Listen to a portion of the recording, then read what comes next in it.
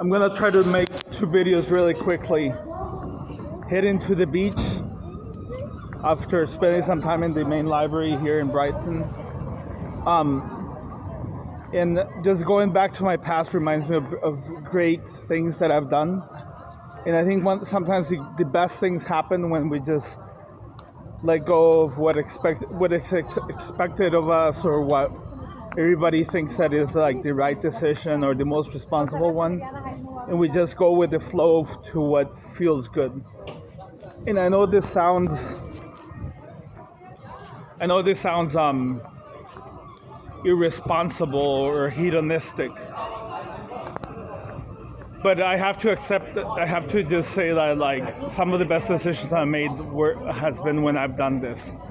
For example, when I was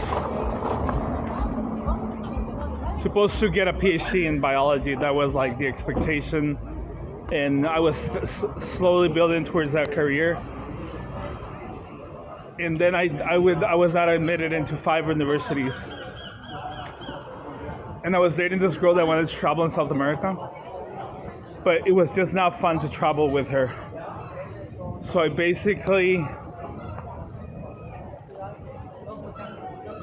went on my own to South America to take a job as a naturalist. And I mean, if you're a biologist, going to the Amazon is like one of the best places in the world, because there's so much diversity, and a lot of the life forms that I was interested in Costa Rica are just the center of radiation, or the center of speciation, or the origin is the Amazon basin, or the Amazonian region of South America, and then they migrated to North America through this Central America as the gap was ended by the isthmus. All this being said, when I landed there, I was just not interested in taking the job. I just felt like this energy that I did not want to take the job, that I wanted to do something else. I was not sure what. So I basically stayed in this hostel and just explored Quito. And I mean, my boss was extremely upset about this. So I ended up just traveling around and meeting a North American person interested in anthropology and politics. She actually had a degree in politics. Very smart, and she told me like she wanted to go to Buenos Aires. So we ended up traveling from Quito all the way down to Buenos Aires and then back, and it took us like about a year. And even though I ended up spending part of my inheritance in this trip, it was like one of the best possible outcomes that I could have done, because I spent all this time just basically writing to this paper back in Costa Rica about the anthropology and the politics of South America, taking pictures, climbing mountains.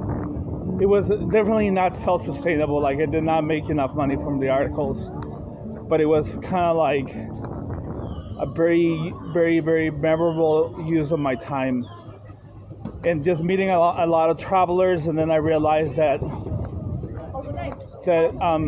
even though I liked Costa Rica, I wanted to have a much broader or much more worldly lifestyle than just return to Costa Rica, because there were all these people. I was like climbing with a guy from Finland, and I met this Dutch people. I met an Oregonian traveler. All these people from around the world. And also it was very interesting to just spend all this time in this remote communities that had like a basic the geology was just amazing, like craters, like the Unisalt Flats, the Aconcagua, went all the way to Aconcagua, just the history, like Argentina's Women's March, or I forgot exactly how it's called, protesting the dictatorship that had stolen their daughters, or something.